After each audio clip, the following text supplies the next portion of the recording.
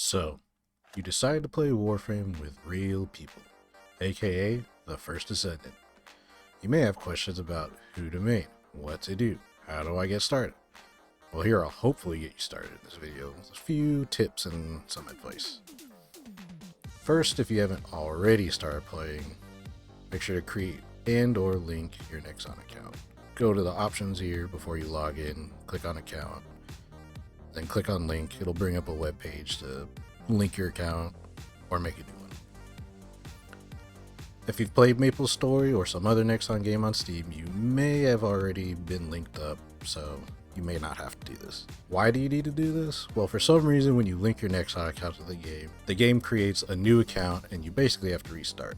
I don't know if this is the case for console players, but it certainly is for PC. What does this do? If you want Twitch drops, you'll need to do this to receive them. Second, you can support your favorite creator, which is me, or someone else, that's cool too. I'll drop a link to all that stuff later on in the video. If you don't care for either of these things, well, go outside, touch grass, or just ignore this part, I guess. So once you finish the cutscene, you'll be met with these three characters. You'll be able to choose to start a character once you begin, and I'm not going to tell you who to pick, just pick who looks cool. Me, I'm a simple monkey. Once completing the tutorial, you'll be teleported to Albion, the gathering hub of the game. Do not open the shop screen. There's no reason for you to be looking at that. Do not fall for the FOMO, and do not be pressured into buying things out of convenience. This game is grindy. It will take time to get things. You can earn everything in this game without dropping cash, except for cosmetics, of course. Eventually, you'll get started and start doing your first missions and getting loot. The first Descendant, being a looter shooter, will spew out lots of shiny things that make the wrinkles in your brain feel a little bit better. Which brings me to the first segment. I'm sure most of you already are experienced with inventory management in other games already, but if not, then here's a quick rundown. Left side we have character level, mastery rank, and all your weapons. Pretty self-explanatory stuff so far. Right side, you got your good noodle badge, vitamins, your Roomba, your refrigerator, and your CPU.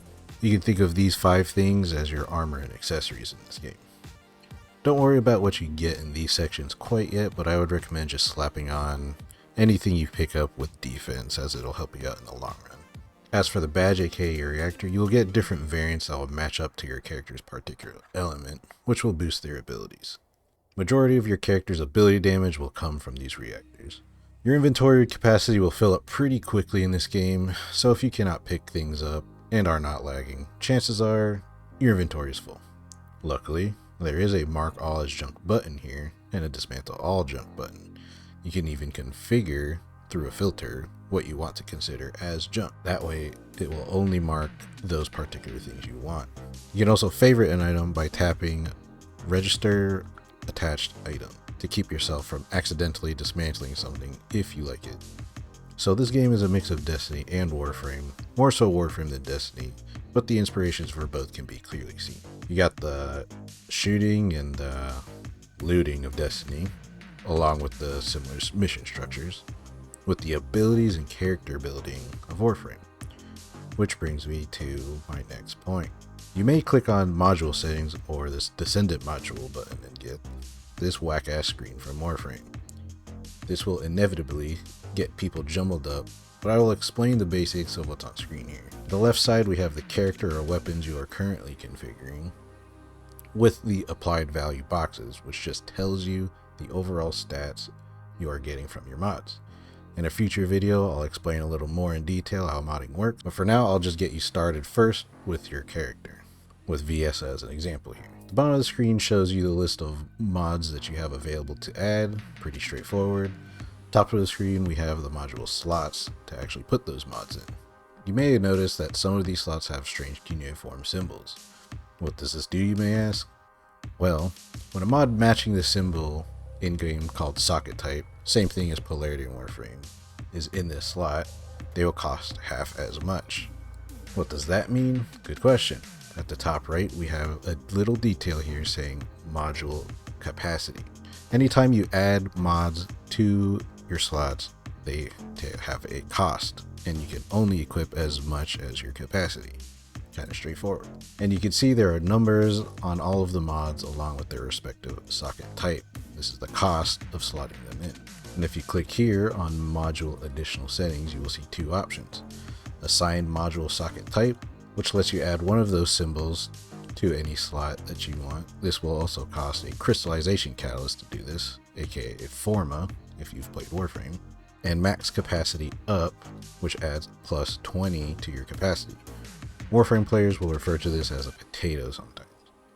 I won't get into suggestions on what you should do here in this video, but I would recommend saving those two items for your true favorite and main characters or weapons, because they are scarce resources and they take a long time to make. As for what mods you should put on, you'll get a mod called Shock Punch pretty early on. You should always have this equipped, as anything in this sub-module slot will actually increase your capacity. Above that is a slot called Skill Modules, which are red mods. These mods typically augment a certain ability for that character specifically. As for weapons, I would recommend the Holy Trinity, as I call it: damage, fire rate, and accuracy. These three stats will make pretty much every gun you use feel a lot better. Once you get the hang of the modding system, feel free to mess around with other mods like less recoil or magazine capacity. Now you may ask, how do you get the stats on those modules a lot better? Well, run over to K-Pop Man Cillian and you have three options: Enhance, Dismantle, and Combine. Enhance screen will show you mods that you have equipped on your Descendant and weapons. You click on the mod you want to enhance, and pretty straightforward: plus sign, minus sign, enhance. Enhancing requires Kuiper shards, which are these little blue rocks, and money. Well, the thing that looks like money. These two resources will be a big majority of the grind in this game. Dismantling mods can give you a steady income of Kuiper starting out, and luckily there is a button to select all duplicate mods. And this way you can dismantle only duplicate mods, obviously. Quick note, do not dismantle red mods if you happen to accumulate some. Why, you ask? Well, you go to the combine module screen and selecting 4 mods will give you another mod. For some reason right now, if you put in 4 red mods, you will always get a new red mod that you do not have yet. At least from my experience it does. Why? I don't know.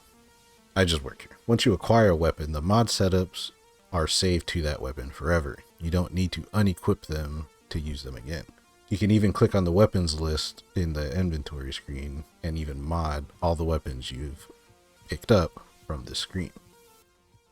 If you pick up a higher level version of the same weapon, the same mods will be on the new one. How do you know what character and or weapon will be your favorite? Great question, Jimbo. When you open up this mess of a UI, you'll see a tab called Descendants. Here you can see what characters are available aside from the 3 starters. Bunny here, this is pretty much spoon-fed to you through story quests, so don't worry about getting hurt. I know you all will scroll over to Ultimate Bunny eventually and jump out of your chairs, so we'll use Ultimate Bunny here as an example for this bit. Open the journal menu and tab over to Access Info.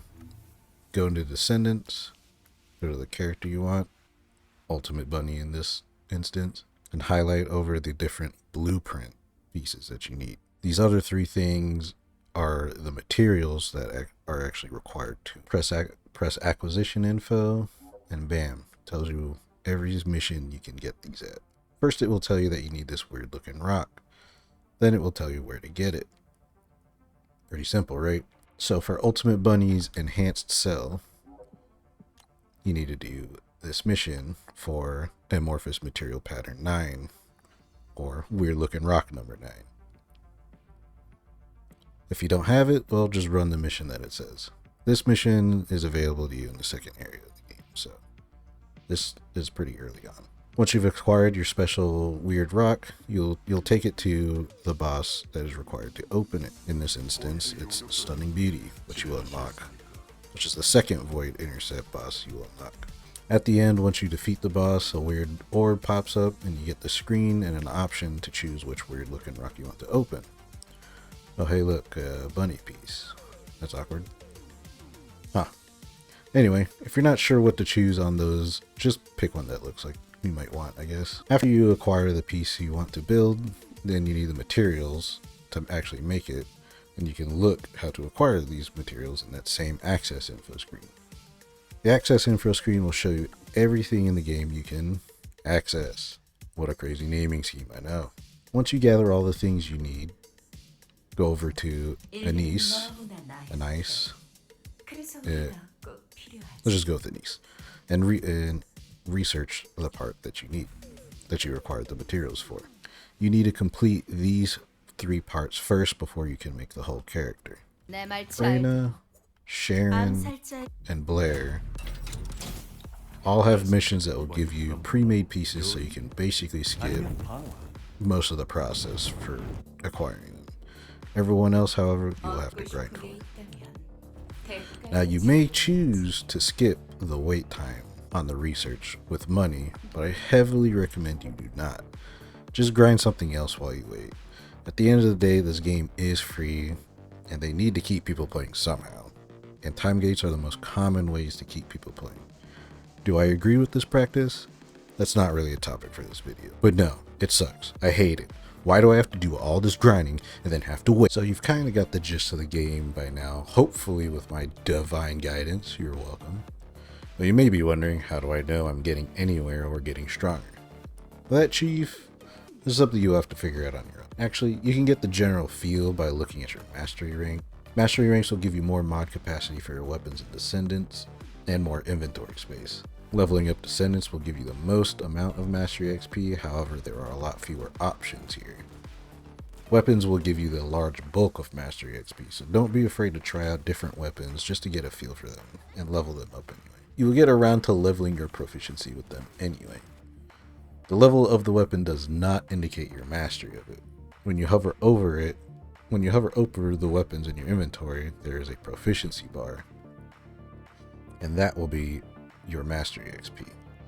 Descendants and weapons go to a max of 40 in this regard, but actual item levels as of this moment go up to 100. The general gameplay loop will consist of farming materials and rerunning missions for drops.